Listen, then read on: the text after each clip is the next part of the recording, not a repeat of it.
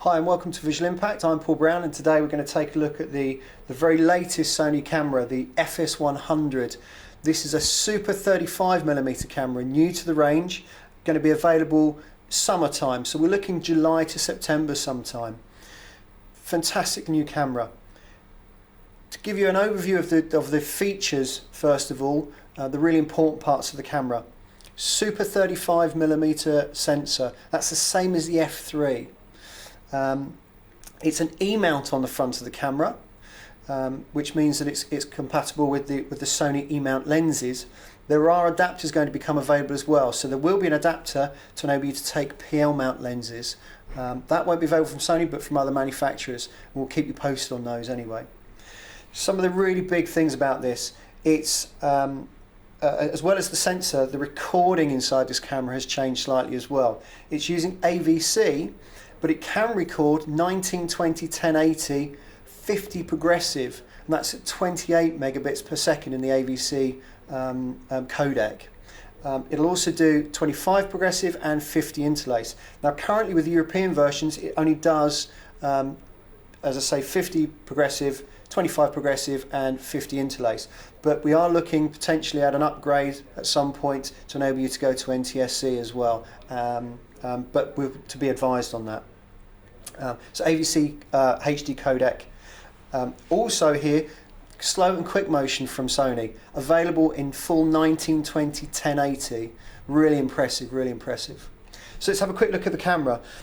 Layout, very slightly different design of body, but the layout itself is going to be as you've seen before. All the normal functions, assignable buttons, white balances, gain controls, all on the side. The difference here is that on the top here we have our audio controls and our playback capability as well. And the menu structure, although switches on from the side, is actually controlled from the top as well. Some of the other features that you're going to really like here, LCD panel. It's an LCD panel that's using the Viewfinder, and we have a detachable monocle viewfinder. Really nice, really high quality LCD, and just like the EX3, really nice viewfinding system. Pop up so you can get an LCD, you don't have to take it off, but if you are using it in a configuration where you're using an off-board focus assist, you can then take this off. Modular system, so we've got removable handle, removable mic holder as well, and the handle for handheld can be removed as well. So really you can strip the whole camera down and just have your PL mount lens on the front and have your external monitors, etc. as well. So for inputs and outputs, we've got two XLR inputs, we've got a component out and an AV output as well. Main output for video, HDMI. We don't have HD SDI output on this camera, but Sony today have announced that the HDMI will also give you a timecode output capability as well, and Final Cut Pro, etc. Are all sort of working on that capability as well to use that, and Azure as well for external recording capabilities. As I say, it's AVC HD using a maximum data rate 28 megabits per second on the 50 progressive capability.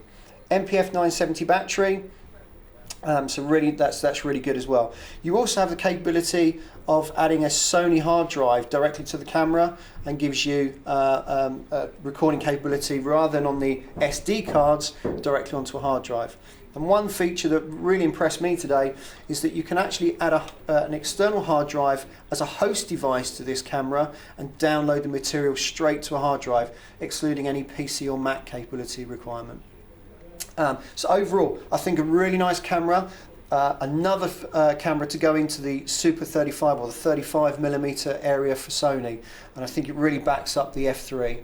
If you want to talk some more about the camera, get some further details, some technical information, please give the office a call, 0208 977 1222, or on the website www.visuals.co.uk.